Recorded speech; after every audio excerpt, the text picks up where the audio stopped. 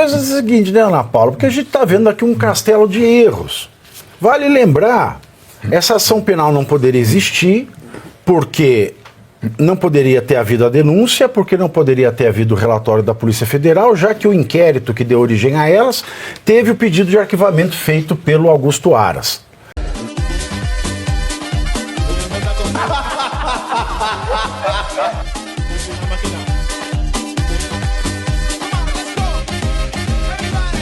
Mas é o seguinte, né, Ana Paula? Porque a gente está vendo aqui um castelo de erros. Vale lembrar, essa ação penal não poderia existir porque não poderia ter havido a denúncia, porque não poderia ter havido o relatório da Polícia Federal, já que o inquérito que deu origem a elas teve o pedido de arquivamento feito pelo Augusto Aras. E a lei manda que, quando o PGR pede, o inquérito tem que ser arquivado, e só não é arquivado se o relator no STF levar para apreciação do plenário. Alexandre de Moraes simplesmente ignorou e tocou adiante. Depois, o relatório da Polícia Federal é um relatório nulo porque ele não levou em consideração todas as provas disponíveis, o vídeo que foi mostrado pela CNN em 2023, de imagens mostrando G. Dias, Flávio Dino, Gleisi Hoffmann, Randolfo Rodrigues e tantas outras pessoas na cena do crime, no dia do crime, não querendo dizer que eles participaram de nenhum crime, mas eles deveriam ter sido ouvidos para se respeitar a cadeia de custódia do Código de Processo Penal. Isso não foi feito, então o relatório já seria nulo. Já seria nulo porque o inquérito era nulo, o relatório então é nulo e foi entregue num prazo, o Paulo Gonet não respeitou. Portanto, ele perdeu o prazo, decaiu o direito que ele tinha para apresentar a denúncia. E mesmo se tivesse sido feito dentro do prazo, nenhuma liminar foi respondida a contento. Tanto é que o pedido preliminar de desconhecimento de todos os documentos da investigação, ele foi julgado na admissão da denúncia como improcedente e uma semana depois, o Alexandre de Moraes confirma que eles estavam mentindo, porque ele concedeu acesso, mesmo assim, editado a documentos na investigação. Então está tudo errado. Nós estamos comentando alegações finais de um troço que não faz sentido nas alegações iniciais. Só que existe, né? É, exato. Esse que é o problema. Ele existe. Aí vem esses corno e fala assim, não sei o que, não sei. Vai ler, só ler, tá todo no site da legislação brasileira em vigência, né? Só um detalhe, o Gonet, ele falou essa situação do Cid, de uma parte não é tão válida assim a denúncia dele, mas ele desprezou aquela parte informal do Cid e dos áudios. Então, o Paulo Gonet, como procurador, ele só está se utilizando daquilo que interessa que o Cid falou. Ele nem podia utilizar, porque segundo a jurisprudência recente do STF, Exatamente. Foi tortura a delação do Cid, e a delação dele não podia prever benefício para a filha, para a mulher, para o pai, e previu, e ele foi coagido. Ou seja, não tem nada que pare em pé. Nada. Olha, Pavinato, o que nós estamos vivendo realmente no Brasil é muito triste. Nós estamos comentando aqui a cada programa como que esse processo, desde a sua fase de inquérito, passando pelo relatório da PF, a denúncia da PGR e todos os trâmites no Supremo Tribunal Federal, estão cheios de nulidades absolutas, e não deveríamos estar vivendo esse momento, mas como disse o coronel, é uma realidade, nós estamos passando por isso. E causa também, mais ainda, surpresa, a rapidez. Estamos passando por todas essas ilegalidades na velocidade da luz, porque o processo foi aceito, foi recebida a denúncia dia 11 de abril. E hoje nós estamos em julho, já indo para alegações finais. Agora o Mauro Cid vai ter 15 dias para alegações finais, depois a defesa mais 15 dias para alegações finais, e o Alexandre de Moraes espera estar com o processo pronto para julgamento em setembro. Ou seja, muito rápido, cheio de questões levantadas, de nulidades, de cerceamento de defesa, é nítido e notório o cerceamento de defesa.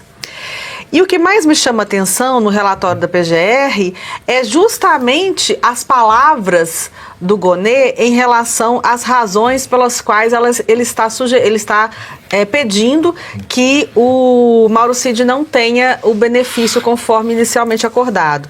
Ele usa as palavras comportamento contraditório para a delação do Mauro Cid, ou seja, cheio de contradições as delações dele, como a gente vem falando aqui reiteradas vezes. Marcado por omissões, e que esse acordo ele exigiria uma colaboração efetiva e integral e deveria ser pautado pela boa-fé. Ou seja, ele está dizendo que o Mauro Cid não teve boa-fé. Então, nós temos um processo da mais alta gravidade no Brasil, sendo julgado com base única e exclusivamente, basicamente em dois tipos de prova. Uma delação premiada que o próprio acusador diz que não teve boa-fé e que é pautada por um comportamento contraditório, ou seja, foram várias versões, ela não deveria estar sendo levada em consideração, essa é a prova. E a segunda prova, uma minuta de golpe que não está nos autos.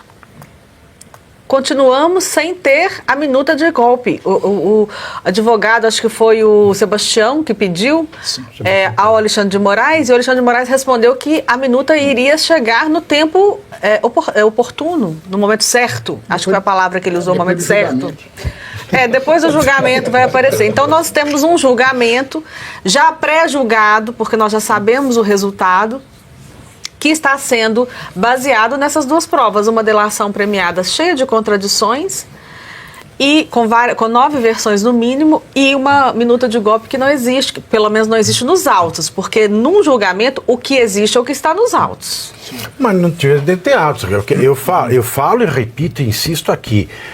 Eu já fiz isso aqui nesse programa, já coloquei para vocês os textos da lei e falei, olha, a lei diz isso, não é isso que está acontecendo. Porque tem muita gente, né, falando aqui no nosso chat, né, fala, o finado Reinaldo Azevedo diz que isso é legal. Não, o finado Reinaldo Azevedo não tem formação jurídica. Mas mesmo que tivesse, porque ele é uma pessoa que estuda, todo mundo pode ler o direito vigente no Brasil, é só acessar planalto.gov.br, tem toda a legislação lá. Basta você ler. Se você sabe ler, tá lá. Não precisa ser jurista. Tá escrito. Está escrito. Agora, o que eu nunca vi ninguém fazer e é isso que me irrita, e é isso que me dá revolta, é isso que me dá ânsia de vômito, é a tática que o STF e o PGR têm adotado, que é de ignorar tudo. A defesa pode ser a mais bela, a mais bem escrita, demonstrando que o que está acontecendo é contrário à lei, fazendo quadrinhos comparativos ainda. Eles escolhem não ler, eles ignoram.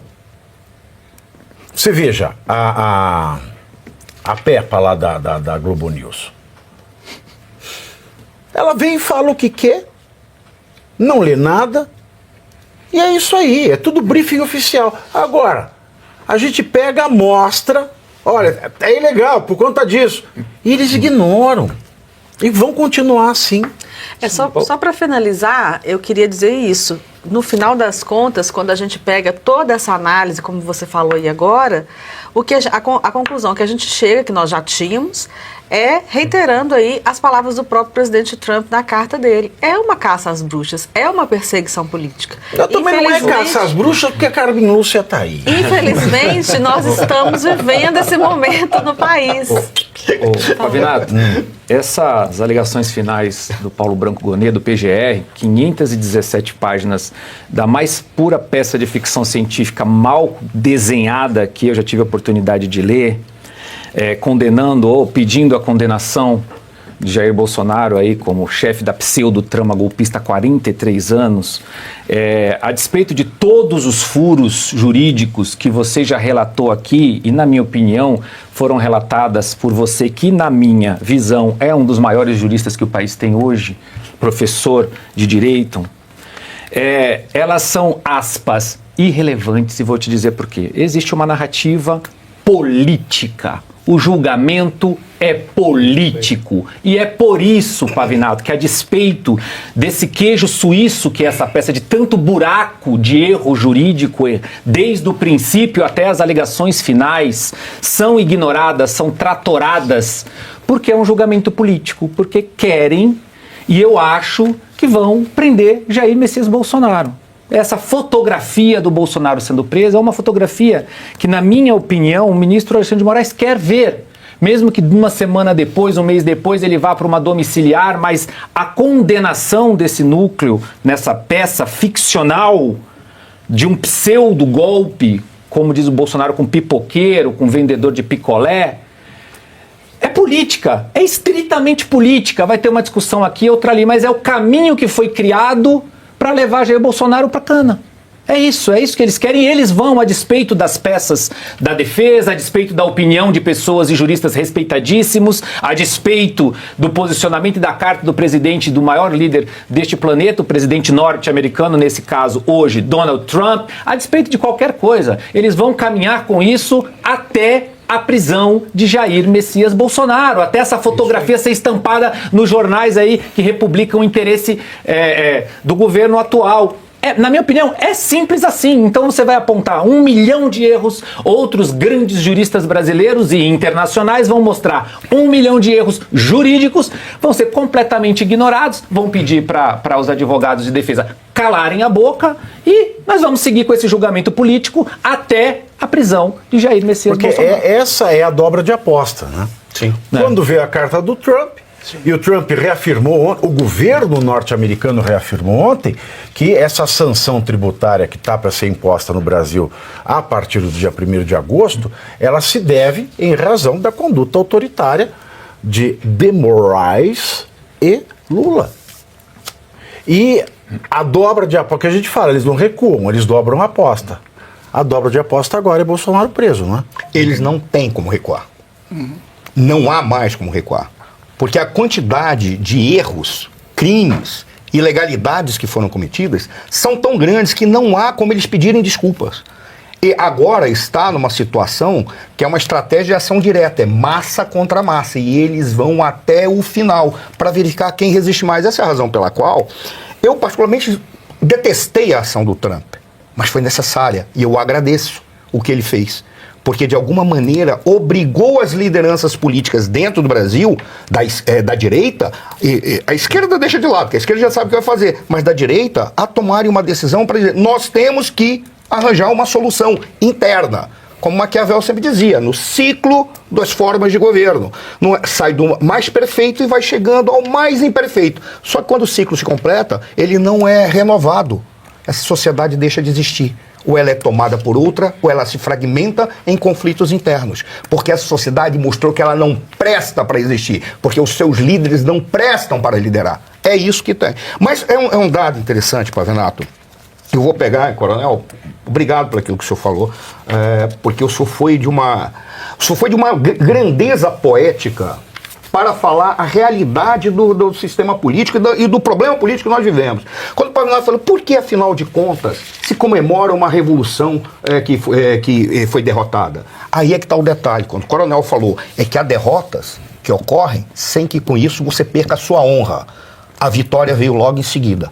Porque o objetivo da Revolução Constitucionalista não foi separar São Paulo do Brasil, não foi dar um golpe de Estado, não foi colocar nada. O que São Paulo queria era a reconstitucionalização do Brasil. Porque quando teve a Revolução de 30, o que se prometia era uma reforma das instituições brasileiras. Cadê essa reforma da instituição? Tirou um indivíduo e colocou um ditador. Então nós queremos a reconstitucionalização, que aconteceu em 33 e resultou na Constituinte, na Constituição, melhor dizendo, na Constituição de 34, que manteve o presidente. A polaca. A polaca veio em 37. A polaca é 37. A polaca é 37. Mas a jogada é essa. Polacona. Houve ali, pela honra que foi estabelecida, uma vitória. Foi uma vitória política, uma vitória moral, independentemente de ter sido uma derrota estúpida militar, porque a massa era muito grande contra São Paulo. São Paulo, inclusive, foi traído por Mato Grosso, por uma série de coisas. Mas deixa isso de lado. Minas também, em especial por Minas. Na realidade... Ó, tô limpa nessa, hein, gente? Na realidade, sobre a Revolução de 32... Você lembra? Hã? Você lembra? Não lembro, Então tá não tinha bom. nascido. Sobre a Revolução de 32, até Minas Gerais e Rio Grande do Sul apoiavam o movimento. É que o ditador Getúlio Vargas era tão esperto, tão inteligente, que ele acabou prendendo a liderança constitucionalista, tanto no Rio de Janeiro, quanto em Minas Gerais, quanto no Rio Grande do Sul. Então, nesses estados, com exceção do Rio Grande do Sul, que teve um movimento, o movimento ficou acéfalo. Então, por isso... E é o que o STF está fazendo, Exato. prendendo Eu quero- as lideranças constitucionalistas. Ele Exato. traz direto no que eu quero falar do que está acontecendo com o Mauro Cid, mas se tiver oportunidade, Coronel, eu vou passar o material. Eu coordenei um livro e eu ganhei, inclusive, a medalha do constitucionalista. Sim. Pelo um trabalho que eu fiz sobre a Constituinte sobre a Revolução Constitucionalista de 32. Sim. Quando a gente olha os movimentos que aconteceram, todo mundo traiu São Paulo. E o que as pessoas queriam era apenas que Getúlio Vargas reconstitucionalizasse o Brasil. Era só isso que se queria. Inclusive fake news. É, Das rádios. na São época Paulo tinha. queria se separar. Eu vou passar esse material, o senhor vai adorar. O material que eu tenho guardado lá, e o senhor vai poder fazer os trabalhos maravilhosos. Mas qual é o detalhe quando a gente fala da derrota sem honra? O Mauro Cid, ele cometeu o pecado de ter acreditado em algo que, se ele tivesse feito a USP, ele teria entendido como é que raciocinam os ditadores e como é que raciocinam os comunistas. Eles te oferecem as mãos, ou a mão.